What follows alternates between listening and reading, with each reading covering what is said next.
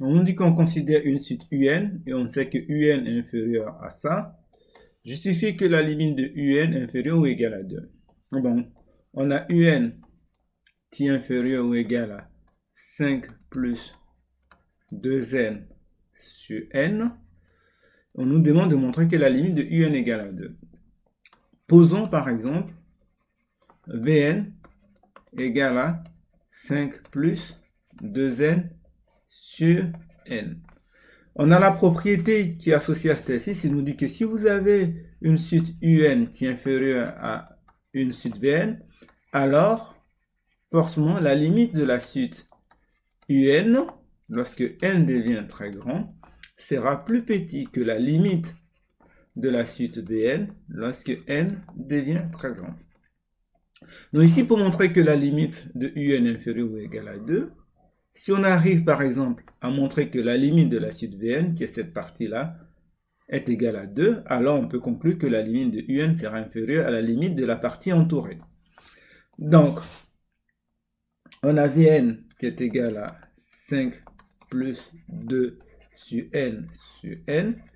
On va étudier la limite de Vn. Donc du coup, en haut, lorsqu'on regarde, donc limite de Vn, lorsque n devient très grand, donc égal, on a limite de 5 plus 2n lorsque n devient très grand, c'est plus l'infini, et limite de n, le dénominateur, lorsque n devient très grand, c'est plus l'infini.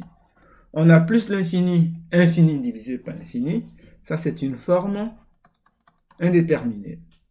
Donc pour lever l'indétermination, on va factoriser en haut par le facteur dominant qui est n, donc ça nous fait n facteur de 5 sur n plus 2n sur n. En bas, le facteur dominant c'est n, il est déjà factorisé. Donc du coup, on peut faire ça, c'est égal à n fois n. Donc facteur de 5 sur n plus 2. Donc là, je simplifie le n.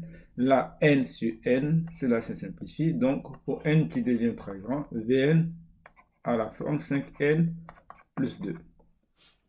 Donc maintenant, je calcule la limite. Donc je sais que limite de 5 sur n plus 2 lorsque n devient très grand. Lorsque n devient très grand, 5 sur n, ça tend vers 0. Et 0 plus 2, ça fait 2. Donc la limite de Vn, c'est 2. Donc conclusion, on peut dire comme UN est plus petit que Vn et que la limite de Vn lorsque n devient très grand est égale à 2, donc forcément la limite de UN va être inférieure ou égale à 2. Attention, ici on ne dit pas que la limite de UN c'est 2, on est en train simplement de dire que la limite de UN ça va être quelque chose qui est inférieur ou égal à 2. Donc par exemple, on ne peut pas trouver 3 pour la limite de UN.